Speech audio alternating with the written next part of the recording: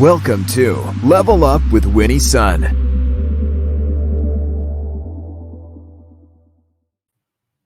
Well, thank you so much for tuning in. Welcome back indeed, and happy Thursday to you. How are you doing today? If you're joining us on the replay, big hello to you. Thank you so much for tuning in. It's wonderful to have you with me. A big welcome also to our friends at Modern Mom, because now we're streaming to you so that you can stay on top of relevant business news as well. I want to say a big thank you also to both Grow Magazine and CNBC, who had me help lead their tweet chat on Monday for Financial Literacy Month. Now, if you missed the discussion and wanted to see what was shared, you can definitely jump on Twitter later and just search for hashtag Grow Your Money. It was a great discussion. Financial Literacy Month. This is all about financial literacy awareness. So if you have any questions, definitely reach out. That's why we're here. Now let's talk about how the market closed today. Unfortunately, not such good news, my friends. The Dow closed down 321 points, the Nasdaq down also 131 points, and the S&P also down 38 points. The market didn't start down, actually. It was relatively flat, a little bit positive, but let's talk about what happened. The stock market closed down big today because, unfortunately, President Biden came out and talked about the expectation of increasing capital gains tax for the wealthy. Now, the capital gains tax could move, they say, as high as 43% for the ultra wealthy. The proposal could hike capital gains to more than to 39.6%. Let's just round it up to 40% for those earning $1 million or more a year, which was up from, if you remember, 20%, which is where it currently is. So basically, for those who are earning more than $1 million a year, your capital gains tax essentially doubles. That's a huge, huge difference.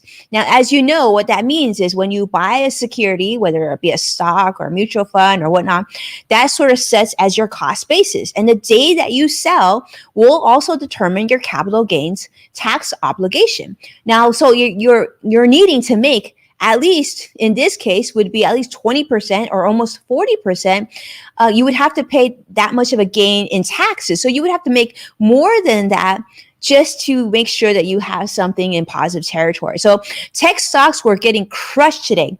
Fears of capital gains causing investors to take profits off the table at these lower tax levels. It kind of makes sense, right? So a lot of people during the pandemic actually did make some acquisitions in the stock market. And many of you have seen the market perform probably better than you expected when you were going into the pandemic. So you're seeing a lot of activity there. People are feeling nervous. They want to make sure that they can take their profits while it's a dependable, sort of much more lower, reasonable capital gains tax level. If it goes higher, they don't want to wait. So before the news hit, the stock market was actually slightly positive.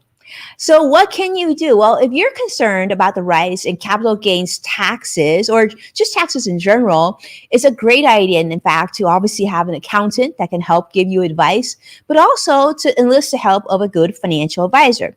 Now, today I shared a new article on Forbes discussing just this, because a lot of people this year and years prior have asked me, Winnie, where do I go to start to find a good financial advisor? Like, what should I be looking for? What should I do? So this article that I wrote and shared on Forbes today is exactly this. This is 10 ways to seek out your dream financial advisor. Now, understand, of course, in my other role, I'm a longtime financial advisor now, over 20 years. And so this is something that I put a lot of thought into. What are the things that I would look for if I wasn't in this world? What would I advise my loved ones or friends if they're looking for a financial advisor and I wasn't one anymore? Maybe I had retired or done something else. This is actually my recommendation. Of course, many people say, well, why don't I just work with you? And certainly we welcome that opportunity. But for those of you who are looking for some guidelines, this is going to give you that 10 very, very important things to look out for. Definitely take a look.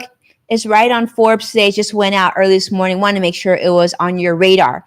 On other news, today is Earth Day 2021. So as you know, this marks the 51st Earth Day. Earth Day marks a chance to learn about the environment, challenges we face, and reflect on the ways that we can become more involved and make more positive changes towards our environment. In fact, before I jumped on this live stream, what's trending on Twitter, believe it or not, is that, because of the pandemic and working from home for many of us, a lot more people are actually showering a lot less. And I had to click this because it says something like people are showering less, and yet that's a good thing. It's healthier. And I couldn't believe what I was reading, but I had to go a little deeper. If you're curious about that, definitely jump on Twitter and check that out, because I had to share this out. I shared this out with my friend Greg Nibbler via Twitter Messenger. As you know, a good friend of mine. He's a host of Two Box Media, his new show.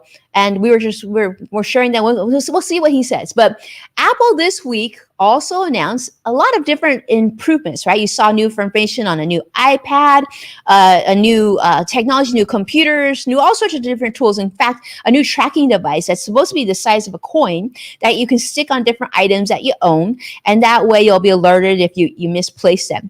But what's really interesting from a financial standpoint is that Apple has announced their new Apple Card family, which is a really interesting way, a new way for people to share their Apple Card, or it's a credit card, but it allows you to track your purchases, manage spending, a lot of other things. But one thing is really interesting too is Apple says, most credit cards, the credit history on positive credit history on a credit card is normally benefits the primary credit card holder of each particular credit card. So if you have authorized users, they don't really benefit as much as the primary card holder. So Apple is making sure that the two people who co-own an Apple Card, that they share and they merge their credit lines while building credit together equally. So this is a big thing for Apple. In addition, for those of you who are parents like myself, you can actually add up to 5 people on this card. You can set up spending limits and controls. Their philosophy is this allows families to teach smart financial habits for their families, and those who are over the age of 13 can be added to this card. So Apple's also going to be giving daily cash benefits, gives up to 3% on everyday purchases that you make in the Apple world, as well as some other retailers. And for other purchases that you make outside of that realm, you still get some cash back as well. So we'll see how the credit card community, how you think about this card. But this is a new thing from Apple. It's going to be really interesting because this credit card has no credit card number, and it has no CVV security code. It also doesn't have an expiration date or a signature on the card. In fact, the titanium Apple Card, they say, is the most secure than any other physical credit card. It'll be linked to your iPhone, your Apple Wallet, all things like that. Really interesting. I thought it was fascinating. On other matters, let's talk about unemployment data. Now, this is actually good news. We saw this last week, but this week numbers are even better. The weekly filings for unemployment insurance fell to 547,000 versus Bloomberg's consensus, estimate of 610,000. So way below expectation, and certainly way below last week and previous week. So it does seem like more Americans are getting back to work and things are slowly getting closer, maybe a little bit more normal. Well, I don't know if it's completely normal, because we also want to talk about car rentals. Now, some of you may be eyeing travel, right? Thinking about travel. Or maybe you're even watching me on your vacation right now. And as you may have seen, for those of you who flew or traveled to a city outside of your own, that not only are there are a lot of deals on hotels and perhaps still in airfare too, but there's one area that looks obscenely expensive. And I say obscenely, not lightly, because let's say car rentals. Just a year ago in 2020, it was reported that you could rent a car in Hawaii for as little as $5 a day. I know it's really, really inexpensive. But now, not only is there a shortfall, our car rentals, not only in Hawaii, but many parts of the United States, but car rental prices have in some areas jumped by more than 9,900%. That's right, almost 10,000%. And why did that happen? Well, first off, because of the pandemic, a lot of these car rental companies weren't having people vacation and therefore renting cars from them. So they sold off a lot of the inventory that they didn't need, because as you remember also, a car inventory started to contract. So there weren't as many cars available. So actually a lot of used car prices went up. So a lot of these car companies, used car rental companies sold off excess inventory, and therefore there wasn't as much inventory when people went back to traveling. So we saw a lot of uptick in travel earlier this year, which caused car rental prices to skyrocket. In fact, I actually follow a lot of these travel bloggers and Facebook groups and whatnot. And I actually read that like you should actually book your car rental first before you even book your airfare and your hotel on many places, because places like Hawaii literally are completely out of cars. But, hopefully that picks up some inventory and work for other, rideshare companies like Uber and Lyft and whatnot. But if you're looking to rent a car, let's just say you should book that as soon as possible, because we also know that a lot of auto rental companies have very flexible terms when it comes to cancellation. So keep that in mind, my friends.